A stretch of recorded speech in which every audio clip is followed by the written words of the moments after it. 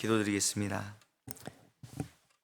하나님 아버지, 오늘도 우리에게 하루의 첫 시간을 열어주시고 이 새벽에 주님의 얼굴을 구할 수 있도록 불러주심을 감사드립니다. 밤새 우리를 지키신 분도 하나님이시고 잠에서 깨어 이 기도의 자리로 인도하신 분도 하나님이심을 고백합니다. 오늘도 우리의 생각과 마음과 발걸음이 주님 안에서 흔들림 없이 서 있도록 붙들어 주시옵소서. 주님, 우리는 연약하여 조금만 상황이 달라져도 불안해하고 사람의 말 한마디에도 마음이 요동하며 우리의 판단과 경험으로 하루를 살아가려 할 때가 많습니다. 하나님, 이러한 우리의 연약함과 완고함을 불쌍히 여겨주시고 성령께서 우리의 마음을 새롭게 하셔서 하나님의 뜻을 먼저 구하는 삶으로 이끌어 주시옵소서. 우리의 마음이 다시 깨어나 하나님의 음성 앞에 민감하게 반응하게 하시고 순종의 발걸음을 내디딜 수 있도록 믿음을 허락하여 주시옵소서. 하나님, 새 예배당이 마무리 단계에 있습니다. 하나님께서 시작하신 일을 하나님의 때에 가장 아름답게 완성하여 주시옵소서. 공정마다 필요한 작업들이 겹쳐 있는 이 시기에 하나님, 모든 담당자들에게 판단의 지혜를 주시고 혼란과 실수가 없도록 주께서 고르게 하여 주시옵소서. 또한 꼭 필요한 인허가 과정도 주님께서 앞서 예비해 주셔서 불필요한 지연 없이 순조롭게 진행되게 하여 주시기를 간절히 구합니다. 오랜 시간 공사를 함께 감내해 준 주변의 이웃들과 상가에게도 하나님께서 은혜를 내려주시기를 원합니다. 새 성전이 완공될 때에 그저 크고 새로운 건물이 세워지는 것이 아니라 하나님의 선한 영향력이 흘러가는 통로가 되게 하여 주시옵소서. 하나님, 우리 영화 공동체를 새롭게 빚어주시옵소서. 새로운 공간이 우리를 바꾸는 것이 아니라 우리를 통해 그 공간이 하나님 나라의 역사로 채워지게 하여 주시옵소서. 서로의 은사와 달란트를 기쁨으로 나누며 주님께 기쁨이 되는 신령한 예배 공동체가 되게 하여 주시옵소서. 하나님, 우리 엘린부 어르신들을 기억하여 주시길 원합니다. 그분들의 한 걸음 한 숨결을 지켜주시옵소서. 오랜 믿음의 길을 걸어오며 쌓아온 그들의 믿음의 고백이 다음 세대의 믿음을 세우는 귀중한 유산이 되게 하여 주시옵소서. 또한 젊은 세대들에게는 이 악하고 어두운 시대 가운데 믿음의 중심을 지키는 지혜와 담대함을 더하여 주시옵소서. 하나님, 우리 가운데 육신 연약함을 겪고 있는 성도들을 위하여 기도합니다. 수술을 준비하는 이들, 또 치료 가운데 있는 이들, 또 오랜 통증 속에 지내는 이들을 주님의 손길로 어루만져 주시옵소서. 불안과 염려가 마음을 흔들지 못하도록 평안을 허락하여 주시고 새 힘을 주셔서 이 하루하루를 하나님의 은혜로 살아내는 시간이 되게 하여 주시옵소서. 마음이 무너져 있는 이들도 기억해 주시기를 원합니다.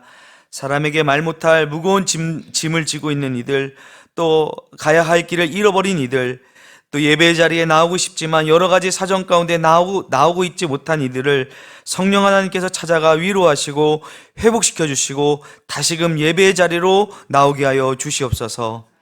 주님, 우리 윤강서 목사님에게 하나님 마음을 헤아리는 눈을 주시고 말씀을 맡은 종으로서의 기름을 부어 주시옵소서. 선포되는 말씀이 지친 영혼을 일으키고 혼란스러운 마음을 정돈하며 하나님의 길로 다시 이끄는 능력의 말씀이 되게 하여 주시옵소서.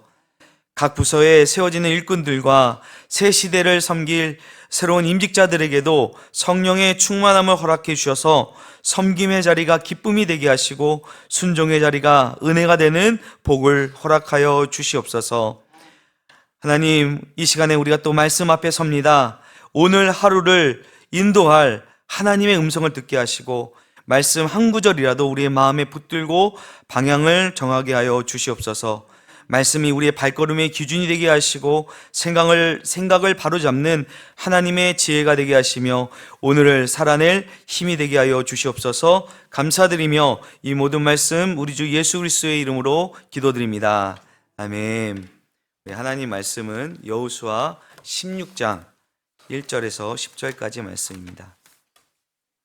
여호수아 16장 1절에서 10절까지의 말씀, 우리 함께 하나님 말씀 읽도록 하겠습니다. 요셉 자손이 제비 뽑은 것은 여리고 샘 동쪽 곧 여리고 곁 요단으로부터 광야로 들어가 여리고로부터 베델 산지로 올라가고 베델에서부터 루스로 나아가 아렉 족속의 경계를 지나 아다롯에 이르고 서쪽으로 내려가서 아블렛 족속의 경계와 아래 벳호른과 게세레까지 이르고 그 끝은 바다라. 요셉 자손 므낫세와 에브라임이 그들의 기업을 받았더라. 에브라임 자손이 그들의 가족대로 받은 지역은 이러하니라.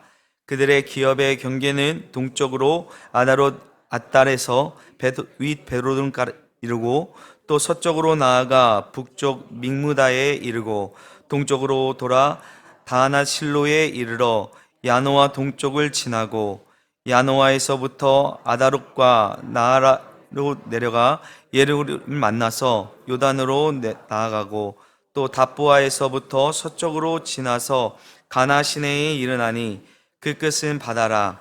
에브라임 자손의 지파가 그들의 가족대로 받은 기업이 이러했고 또 그 외에 므낫세 자손의 기업 중에서 에브라임 자손을 위하여 구분한 모든 성읍과 그 마을들도 있었더라. 그들이 게세레에 거주하는 가나안 족속을 쫓아내지 아니하였으므로 가나안 족속이 오늘까지 에브라임 가운데에 거주하며 노역하는 종이 되니라.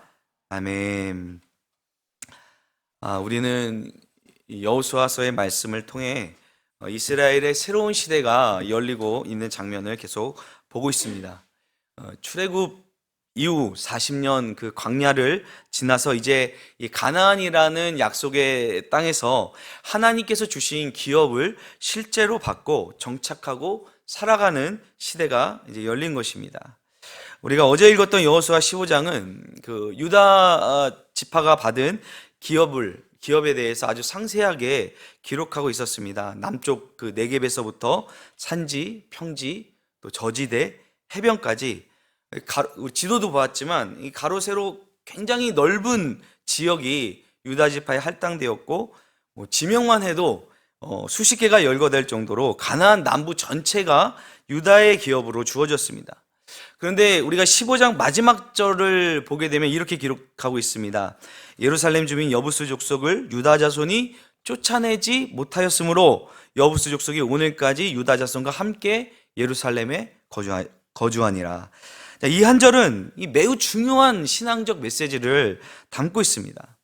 유다는 이스라엘 지파 가운데 가장 강한 지파였습니다.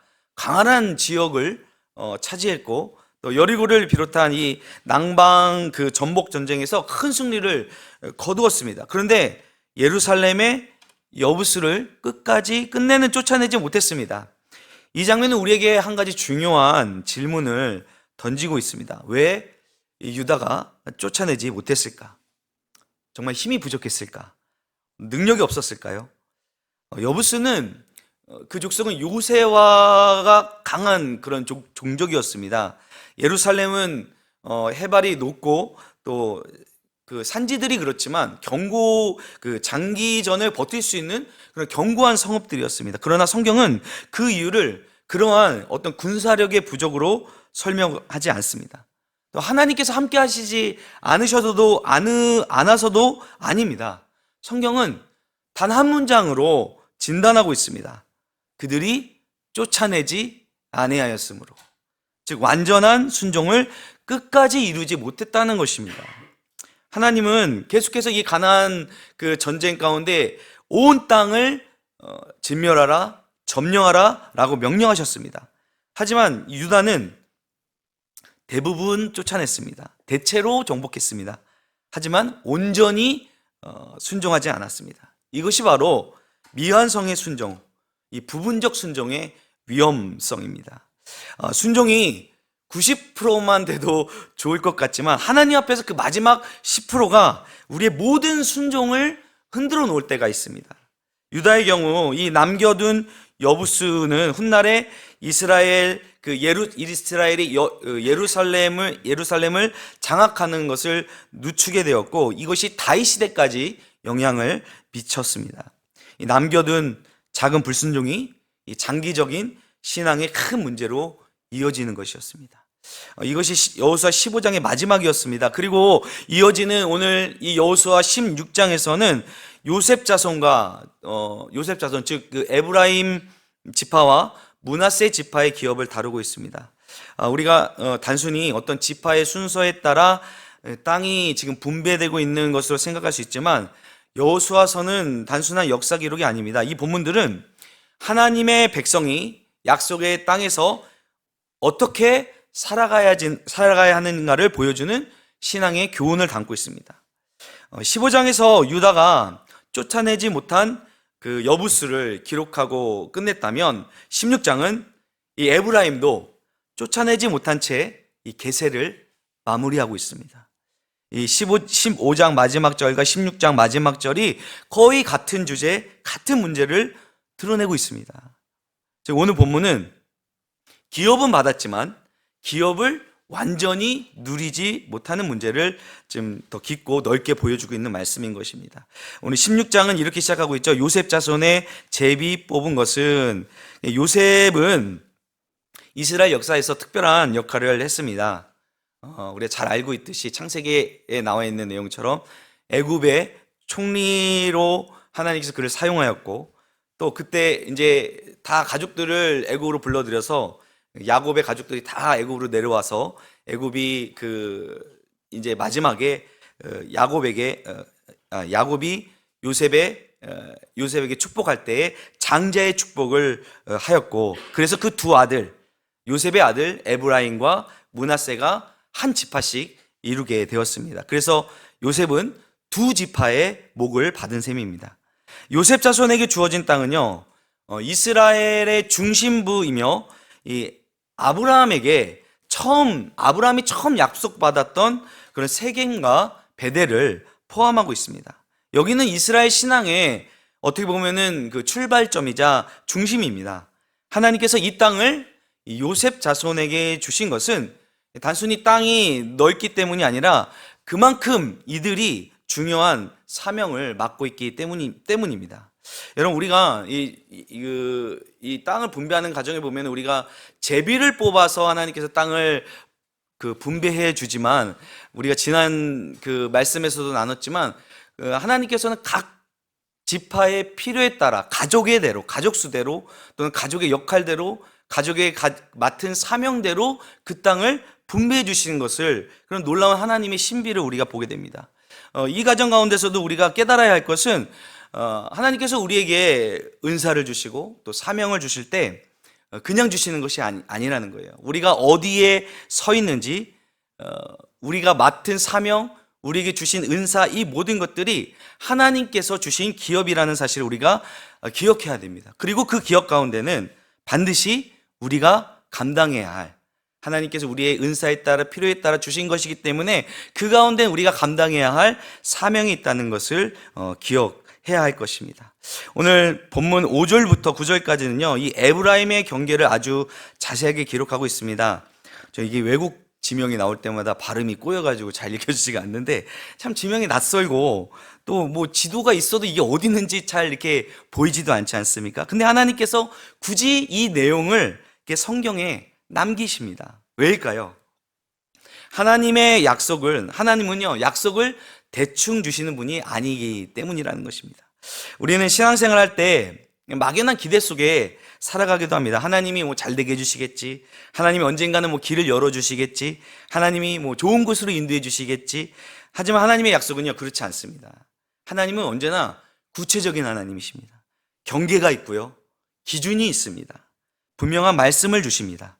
이 에브라임 경계를 기록하신 이유 또한 하나님 주신 기업은 모호하지 않다, 하나님은 정확한 약속을 주신다라는 사실을 우리에게 보여주기 위함이라는 것입니다. 우리의 삶에서도 하나님의 약속을 우리가 막연하게만 붙들지 말고 구체적으로 붙들었으면 좋겠습니다. 구체적으로 기도하고, 또 구체적으로 순종하고, 구체적으로 회개할 때도 구체적으로 하고, 또 구체적으로 결정할 때 하나님의 약속은 우리의 삶에서 더 선명하게 이루어진다는 것입니다. 오늘 본문의 절정은요 10절인데요. 아까도 말씀드렸지만 그들이 게셀에 거주하는 가나안 족속을 쫓아내지 아니하였으므로, 요셉 자손도 하나님 주신 기업을 받았고 실제로 그 땅에 정착하며 살았습니다. 그러나 쫓아내지 아니할 사람들이 남아 있었습니다. 게셀이죠. 이 게셀도 전략적인 도시였는데요. 이 해안 평야와 중앙 그 산지를 잇는 요충지였다고 합니다. 하나님이 주신 기업을 온전히 지켜내기 위해서는 반드시 쫓아내야 할 중요한 도시였습니다. 그러나 에브라임은 그들을 완전히 몰아내지 않았습니다. 하나님께서 이 장면을 통해 우리에게 또 한 가지 중요한 메시지를 주십니다. 부분적인 순종이 완전한 순종이 아니다라는 것이죠. 순종이 90%면 충분한 것이 아니라 하나님은 늘 그 부족한 10%로 인해 우리의 영적인 삶이 흔들릴 수 있다는 것을 말씀하고 계신 거예요. 유다가 남겨둔 그 여부스 족속처럼 또 에브라임이 남겨둔 이 게셀처럼 우리의 삶에도 혹시 남겨둔 것이 있지 않은지 우리는 살펴봐야 됩니다. 제거하지 못한 죄의 흔적, 내려놓지 못한 어떤 욕심, 타협하는 관계, 성령께서 다루시기를 원하시는데 손대지 못하는 부분이 하나님보다 앞선 어떤 우상들이 있다면 이것들이 바로 우리 안에 게셀이며 또 여부스입니다. 하나님께서 오늘 우리에게 말씀하십니다. 내가 너에게 기업을 주었으니 이제 그 기업을 완전히 누릴 수 있도록 남겨둔 부분을 정리하라 라고 말씀하고 계십니다. 이게 성경의 패턴을 보면요, 받는 것보다 지키는 것이 더 힘든 경우가 많습니다. 아담이 에덴을 받았지 않습니까? 근데 지키지 못했습니다. 출애굽 시대는 약속을 받았지만 또 믿지 못했습니다. 사울도 왕위를 받았지만 끝까지 지키지 못했습니다. 유다도 기업을 받았지만 여부스 족속을 쫓아내지 못했고, 오늘 에브라임도 기업을 받았지만 이렇게 겟셀을 남겨두었습니다. 반면에 우리가 며칠 전에 읽었던 갈렙은 어떻습니까? 약속을 끝까지 지킨 사람이었습니다. 하나님은 우리에게 갈렙의 길을 걸으라고 말씀하고 계십니다.